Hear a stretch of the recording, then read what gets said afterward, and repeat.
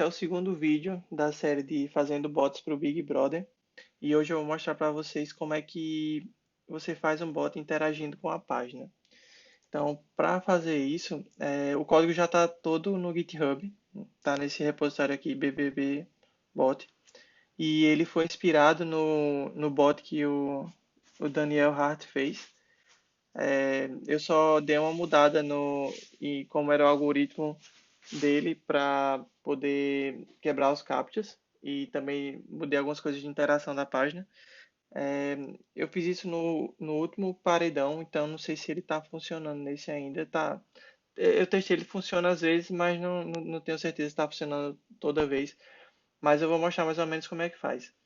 Então, primeiro eu vou mostrar ele rodando, para vocês verem como é que é. Vocês exportam algumas variáveis aqui para quem estiver utilizando Linux e Mac com o seu e-mail que você está utilizando lá na Globo, a senha e o participante que você quer votar. Então, esse participante vai ser de acordo com a ordem que eles tiverem aqui. Se você escolher um, vai ser o Babu, se escolher dois, vai ser a Gabi, e se escolher três, vai ser Thelma.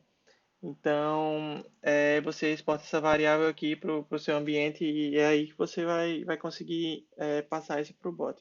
Então, depois que você exporta essas variáveis, é só você rodar, depois de instalar tudo, né? Você roda esse comando aqui do npm start e em relação a como instalar, tem todas as instruções aqui, tanto para Windows como para Linux e para Mac. Então, qualquer dúvida é só me perguntar. Eu vou fazer outro vídeo separado mostrando como é que instala esse bot. E o próximo bot que eu vou lançar ainda, que eu não lancei, que é interagindo diretamente com a página. Então, eu só vou lançar depois que eu tiver lançado o vídeo porque eu ainda vou gravar e eu pretendo fazer isso e que não tenha mudado nada, né? Que ele funcione enquanto eu estiver gravando o vídeo. Então, deixa eu rodar ele primeiro aqui para vocês verem como é que funciona, mais ou menos. Primeiro ele vai acessar a URL de login da Globo e vai preencher os dados, vai preencher o e-mail e a senha. Então, vamos ver se já funciona. Bom, ele clicou errado no CAPTCHA, eu acho. Tá, esse aí reconheceu errado. Vamos ver se ele acerta o outro.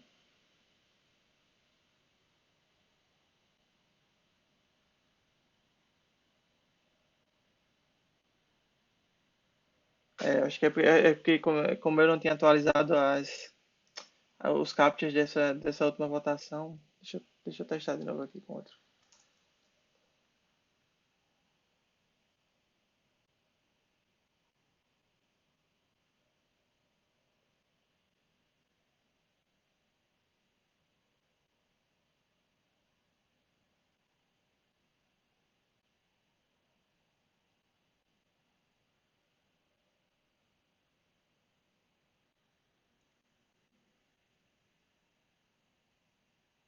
Pronto, aí dá pra ver ele funcionando. Esse captcha aí ele pegou. Então, basicamente é isso. Ele vai clicar em votar novamente, aí daí vai tentar votar de novo.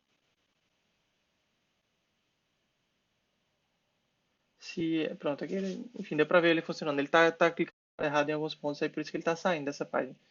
E eu não vou ajeitar, mas eu vou deixar o código no GitHub se alguém quiser fazer o fork, porque eu vou deixar só, eu vou focar só no outro bot que eu estava fazendo. Então, mas esse aí, se alguém quiser modificar, tá lá, só fazer um fork. Então, como é que funciona essa interação com a página? Eu vou começar pela parte do login.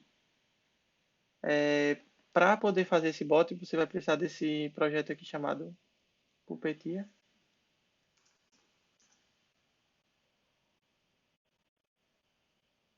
O que ele faz basicamente é te prover uma API no Node.js com o Chrome. Então ele vai instalar o Chrome juntamente com a própria biblioteca deles e com isso você consegue interagir a página. Então,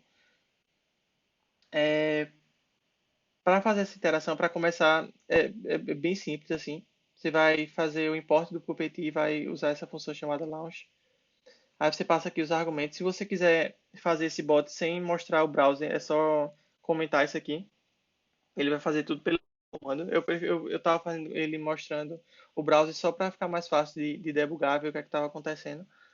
Mas dá para sem isso aqui. E até consome menos memória. E a ideia é você ter as credenciais para acessar também nas variáveis de ambiente. Se você não tiver nem o nome de usuário, nem a senha, ele não vai funcionar. Então, você precisa passar. E daí você já consegue interagir aqui com a página. Então, eu estou utilizando muito essa sintaxe do async await, que eu acho que o código fica melhor, fica mais legível no JavaScript. A ideia é meio que você pausar essa parte aqui até, até essa função ter rodado completamente e retornar uma promise aqui de JavaScript. Eu não vou entrar em detalhes de como funcionam essas coisas, mas eu vou falar mais como é que funciona o bot em si. E com isso aqui você retorna esse objeto page. E com esse page você consegue fazer as interações com a página. É, e com ele também você consegue acessar outras páginas. Então, eu vou começar aqui com essa função do login. A ideia é você passar o page, o goto e o link. Ele vai acessar essa URL aqui. Esse link está definido nesse arquivo config. Então tem todos os links aqui definidos. Tem a URL de votação dessa semana. Tem a URL que a Globo usa para você fazer o seu login. Tem a URL do CAPTCHA. Isso aqui é utilizado para saber se você conseguiu realmente votar. Que ele vai retornar um status code de 200, né, nessa requisição aqui. Então, vai utilizar esse link só para saber, porque tem um evento aqui na página. Você dá para ver aqui, ó. Deixa eu aumentar um pouco ali para ficar mais fácil de ver. Tem esse page on response aqui, tem esse handle capture. Então, qual que é a ideia dele? Se a URL tiver aquele mesmo, se começar com aquele mesmo link que que está definido na configuração, que é o link de quando a votação foi completada, e se esse status code for de 200, que quer dizer que o voto realmente foi feito, então dá para saber que foi um voto computado. Então, mais ou menos a ideia é essa. E esse mesmo evento aqui, esse listening aqui também, ele faz o download dos captchas. Então, cadê? Se a requisição que estiver chegando nessa página começar com essa URL aqui, é, isso aqui a gente vai baixar esse arquivo e ele vem na forma JSON, ele vem com um símbolo, que é o nome, símbolo, que é o nome do CAPTCHA que ele quer que você resolva, e esse image é uma imagem base 64. Então a ideia é salvar ela, pegar essa imagem base 64, salvar o arquivo, e com isso aqui você vai ter um arquivo em binário para você poder interagir depois. Então ele salva com o nome do ícone aqui. A ideia basicamente é essa. E depois que esse arquivo está salvo, você vai fazer o voto. Então, como é que funcionaria o voto? Tem essa função aqui, go to vote page.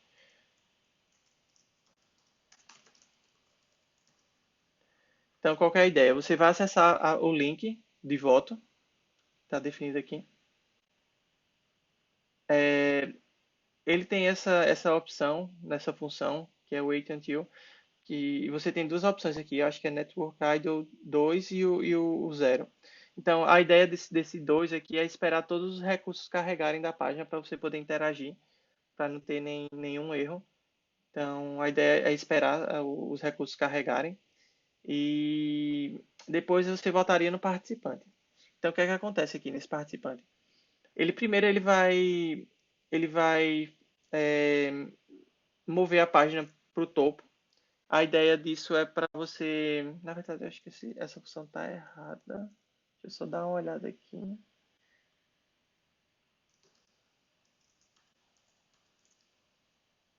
Não, tá certo. Então, no caso, você move a página até o começo para todos os elementos poderem ficar visíveis, porque essa é uma das coisas que dá problema no Petir, que se o elemento não estiver visível na página, você não consegue clicar nele. Então, você precisa estar mostrando ele na página. E a ideia é você clicar nesse elemento.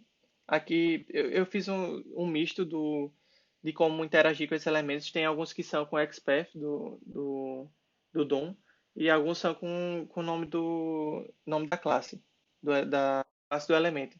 Então, isso aqui também está definido nessa parte aqui do XPaths. Tem alguns que são só o HTML e a classe, e outros são o XPath aqui. O XPath é melhor, pelo menos nesse caso, ele seria melhor porque a Globo eles fazem um arquivo chamado runtime, que toda vez que eles atualizam, eles mudam as classes que você precisa acessar para poder fazer esse bot funcionar. Então, por exemplo, se eles atualizarem essa versão, eles vão mudar o nome dessa classe aqui. Então, eu teria que vir no código e modificar isso. Porém, se eu coloco no XPath aqui, ele está usando pelas tags, então eu não precisaria mudar. Eu só precisaria deixar a tag relativa para o que ele usa e o bot estaria funcionando mesmo com qualquer atualização. Então, essa é a vantagem de utilizar o XPath. Eu fiz aqui meio que eu estava testando e não quis refatorar depois, mas essa é a ideia. Então, tem uma função aqui, clique XPath, você passa esse XPath e ele vai clicar no elemento. Depois, eu vou pegar o texto que está nesse CAPTCHA, que vai ter o nome do símbolo lá, porque no caso eu não tenho acesso aqui do que foi retornado nessa imagem que foi salva aqui em outro canto, então eu vou pegar o nome do ícone por aqui. E esse run OpenCV, como eu falei no primeiro vídeo, aquelas funções de comparação de imagens para poder retornar qual é o resultado correto, são rodadas nessa função aqui. Então, o que é que ela faz? Ela é bem simples. O Node.js ele tem uma biblioteca chamada Child Process, que é o que você vai utilizar para poder interagir com o seu sistema. Então, o que é que eu posso fazer aqui? Eu posso, eu posso executar um comando e, no caso aqui, estou executando um Python. Eu fiz outra função para saber se era Python 3 ou Python o que estava rodando, porque dependendo do sistema fica mais fácil, ninguém precisa configurar, eu deixei assim de uma forma para deixar mais fácil do pessoal utilizar. E vai rodar esse script aqui com Compare Images, que eu já tinha mostrado ele lá no primeiro vídeo. Então, e depois você vai passar o nome do CAPTCHA que você quer resolver. Então, vamos ver aqui. Tá, pronto. Eu vou falar bem rápido de novo, caso não tenha visto no primeiro vídeo, mas esse arquivo aqui, esse script, o que é que ele faz? Você vai passar um argumento para ele com o nome do CAPTCHA que você quer resolver. Nisso você vai ter uma imagem salva aqui do CAPTCHA. Vai ter aqui anel, por exemplo. Vai ter esse CAPTCHA para você resolver. Então você passou o anel. E o nome do arquivo já é anel. Então você só tem essa informação do arquivo e do que você quer alcançar. Como dá para ver aqui, é 0, 1, 2, 3. É a posição 3 do anel. Então o que é que ele vai fazer? Cadê? O que é que ele vai fazer? Nesse script, ele vai chamar, vai passar esse nome anel aqui e vai passar para essa função. Então, o que é que essa função vai fazer? Ela vai pegar esse nome do anel, vai listar todos os arquivos que começam com o nome de anel e vai comparar aqui. Se ela achar, aí, nisso ela vai fazendo um cálculo de menor distância assim, entre os pontos que eu falei lá no primeiro vídeo. O que tiver o menor resultado porque ele é o que vai bater, é a imagem que vai bater. É o menor resultado. Então, porque a distância entre os pontos são menores. Então, essa função aqui que usa aquele algoritmo SIFT que eu falei, e ele que vai achar a diferença entre as imagens, vai estar comparando a imagem do CAPTCHA, porque assim, ele vai quebrar a imagem do CAPTCHA em 5 pedaços e vai comparar cada uma com todas as imagens que tem anel no banco de dados, no banco de imagens aqui, né? Então, aqui que for mais próximo de todas essas comparações vai ser o que vai ser retornado. Então, ele retorna, a ideia do algoritmo é retornar realmente a posição no CAPTCHA. Então, beleza. Depois que você retornar essa posição, é, pode ser que ela venha, pode ser que ela não venha, não tenha nada. O algoritmo, eu não tinha essa imagem do CAPTCHA no banco de dados, então pode ser que ela venha vazia. Então a ideia é rodar isso de novo até conseguir uma imagem que você tenha. Ou então poderia também colocar mais imagens no banco de dados para ter tudo poder ser resolvível. Então, mas se não tiver, ela vai lá, clica no Captcha de novo e ele vai retornar outra imagem para você. Até você vai retornando até você ter uma imagem que você consegue resolver. Então, depois que esse script retorna alguma coisa verdadeira, alguma posição verdadeira, quer dizer que a gente conseguiu resolver o Captcha.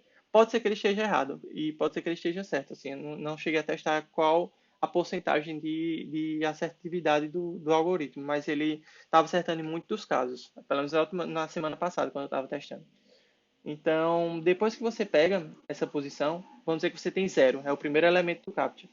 Então, você vai precisar clicar nesse elemento, nessa imagem. Então, o que é que você poderia fazer? Você pega, a imagem tem 260, eu acho, 260 e pouco de largura. Então, eu vou em 5 pedaços e vou calcular qual a posição X dela e vou clicar mais ou menos no meio do elemento. Então, se eu tivesse a posição zero e ele tem 53 de largura, eu clicaria mais ou menos na posição 26, alguma coisa assim. Então, é assim que a página vai reconhecer o clique do Captcha.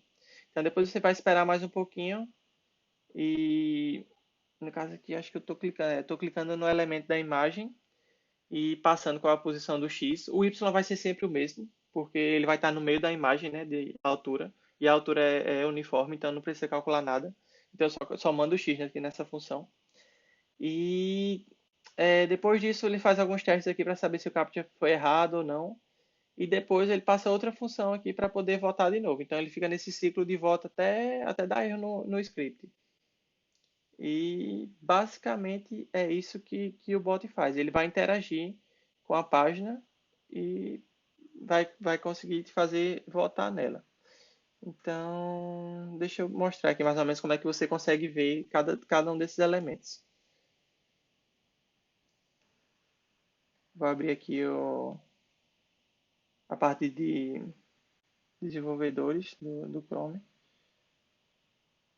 Tá meio lenta aqui a máquina, mas deixa eu ver se eu lembro quais são as funções que ele mostra.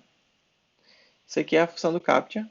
Então, eita, peraí, no caso ele está. Pronto, eu cliquei aqui no de Gabi. Então, como é que eu vou ver qual é a classe dessa imagem? Eu vou passar só essa função do DOM, chamada getElements pela classe name. E ó, aqui dá para ver que a imagem é a mesma do que eu estou passando aqui. Então, é mais ou menos assim que você interage com a página. Você vai usando esses elementos, vai usando o nome de classe, nome de ID, é, vai usando o XPath também. Deixa eu mostrar como é que usa o XPath aqui, só para testar.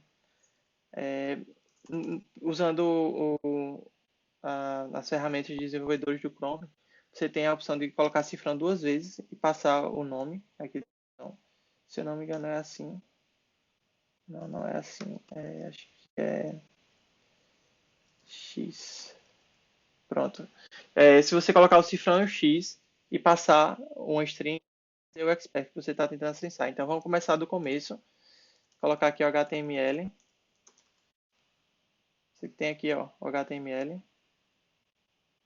da página.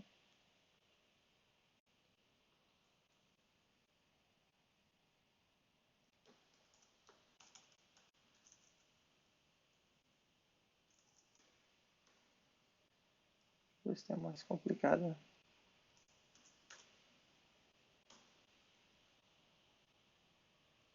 Por exemplo, aqui já tem um expert mais complexo que vai acessando cada filho, HTML, body, div. Então ele vai andando toda essa estrutura do DOM e assim você consegue acessar os elementos também. É como eu falei, ele é mais confiável porque você não precisa estar passando o nome da classe. Então é bem mais fácil resolver. E pronto, basicamente é isso que eu queria mostrar nesse vídeo. Vou gravar o último vídeo agora da série, que eu vou mostrar como interagir com a API. Ele é um pouco mais complicado que esse, porque ele precisa, assim, deu bem mais trabalho de fazer, porque eu vou explicar melhor no próximo vídeo, mas você algumas coisas que esse front-end faz para você, você teria que fazer na mão, porque quando ele interage com a API, algumas coisas o front-end faz, você manda uma requisição, recebe uma resposta. front-end processa alguma coisa e depois manda de novo para a CPI. Então você que teria que fazer isso na mão, porque você não está interagindo com a página. Você está fazendo acesso direto à API. Então, deu um pouco de trabalho, mas ficou um resultado bem legal. Então, eu vou mostrar aqui no próximo vídeo. Então, é isso. Valeu, galera. Até o próximo vídeo.